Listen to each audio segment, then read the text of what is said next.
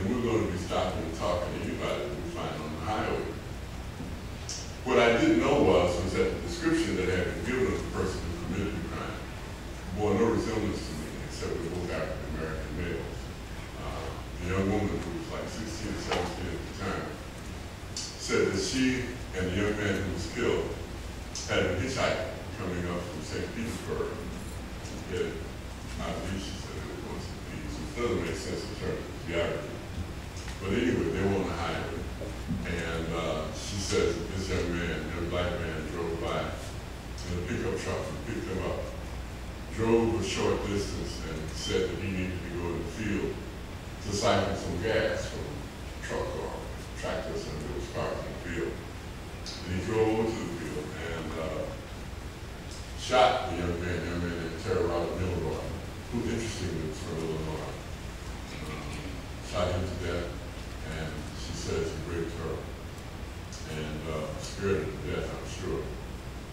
She managed to get away from him and went to a farmhouse or a nearby house and contacted the police.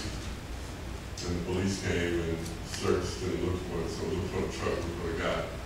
There was no trace to be found. and so she gave this description of the man. 5 feet 6 inches tall, very dark complexion, with a huge afro, and considerably tall, 5 feet 6 inches tall. And among our people, I sometimes get called old yellow Delbert. So, which means I'm like complected, right? She wasn't describing me. But anyway, the cop in Ocala asked me if I would take if he took some photographs. I told her no, because he was so nice. Chicago cops, they don't ask you nothing. They tell you what the deal is, right? And you go along with it. Yes sir, I'm not supposed to develop it if you want to tell me. But he was just really nice kind of thing. He was wow, this guy cops like him in Chicago before. So I agree, yeah, you take photographs. So he takes 4 Polaroid snapshots of me. And I had no idea why he wanted the photographs at the time, right? I had grown immensely. Speaking of, spiritual quest, I had grown immensely because 3 or 4 years earlier, I may have denied him the right to do that if I wasn't arrested because I wouldn't have trusted him. But my level of trust had grown tremendously. I was always careful when I dealt with white brothers and sisters because I never knew what was up, you see. And oftentimes there was no reason for that, except we were programmed to do that. Black people were programmed to do that, white people were programmed to do that. Everybody's programmed to do that. I think in America, black and white people more than anybody else. We generally don't trust each other. And often we don't even know that we don't. But we don't. And we fear each other. And often we don't even know that we do. But we do. I'm an expert on the subject. And but I had this thing, like God loves me and the universe is cool. I mean, who wouldn't like that? I mean, nobody does. So well, it's no big deal. So, and he took a photograph and he wrote a letter for me, which amounted to a letter of state of conduct or something. And the note said that he had stopped me and talked with me and he was convinced that I wasn't the person that they were looking for. He says, because if you're likely to be stopped again by other officers of the law, and show them this, and he had his name and his number and so forth, then we'll expedite your journey. I mean, you won't have to go through this stuff again. And I don't recall if I was stopped again or not. I may have been stopped once in question after he let me go, and I continued on to Mississippi. Now, it never occurred to me he would do, and of course there wasn't anything wrong, he sent the photographs of me back to Fort Myers, Florida. This is where the crime occurred. And the police took these 4 Polaroid snapshot photographs of me to this young woman and asked her, if this is the person that killed Terry and raped you? And she said yes. And I will never know whether it was because she was afraid or she felt the absolute need to give them something that they wanted to hear, because the crime had happened like a matter of weeks. weeks, you know, maybe we can have early. And they hadn't found anybody. They hadn't found the truck, they hadn't found the pistol, they hadn't found anybody. And so I think she figured, you know, I'm second guessing that to get them off of her case. So she just said yes, they would leave her alone. And so she said, yes, this is the guy. So that's when the all points bulletin went out for the arrest of Delbert Tibbs.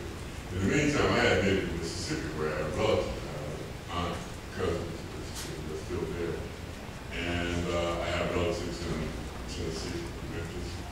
So my plan was to spend some time with my aunt to rest up because I was tired. I could walk till I virtually pretty much walked from Florida to Mississippi, except for the last leg of the trip, where I caught a bus because I didn't want to be too wiped out and so forth when I got to my auntie's house. It's my mother's big sister. So I got to Mississippi, spent time with my family, and now I decided, like, I'm going to be okay. I sort of worked out what's happening, you know, I walked it off, whatever, in my head and in my heart, and I will be able to do what I need to do when I get back to Chicago. So I'm not going Roman anymore. It made my mother crazy. You know, mothers are like that. Like mothers especially, and she knew that I was going, so where are you coming from, boy? I said, I just got back from California. I'm from California! You know, like I had been to the moon. But to her, it was like that. You know, I didn't know anybody, nobody knew me, so I believe in a mother's prayers, I really do. So I'm sure that had it not been for her prayers. And I also believe in my own, because I learned to do that. So I spent the time in Mississippi, and I get ready to leave, and I tell my auntie, I'm heading home. She said, well, why don't you wait until I get paid? You know, the poor folks just didn't have money to play around. She said, when I get paid, I'll give you bus fare home. We can pay it back in a year. I said, no, I've been to Dakota, I've been here, I'm a big boy. I just said, I can do this. And she said, well, okay, if you're going to say this, but I know your mama will feel that. I said, yeah. You know, mom is. So she goes to work, and I leave, and I get out on the highway, walking the Mississippi highway. Duffel bag on my back. I didn't even have a backpack. I had a small duffel bag slung over my shoulder. And walking across the flatlands of the Mississippi Delta. Beautiful day. And I look up and I see this cop car running in the opposite direction. And he goes down a bit, and he crosses the median, and he comes back, and he pulls up alongside me, and he asks me, do I have any identification? Yes, sir, I have identification. So I look it out. She Delbert Tibbs. She said, you wanted for arrest. And I said, I was warned for your arrest in the state of Florida. I said, I was stopped with questions about that. I said, I'm not the person I'm looking for. He said, all I know is that I got a warrant for your arrest. And you wanted to arrest. And so I was, you know. Well, I'm still not too undone by it because I figured, you know, it's just obviously it's a mistake. The police, I was in Florida, police interrogated me, they let me go. Obviously they're not looking for me, or they would have kept me while I was in Florida, so, you know, being rational Delbert. And so he takes me to the local jail, 20 miles from where I was born, a place called Clarksdale, which is now called the home of the Delta Blues. It must be another place in the South, the home of the blues.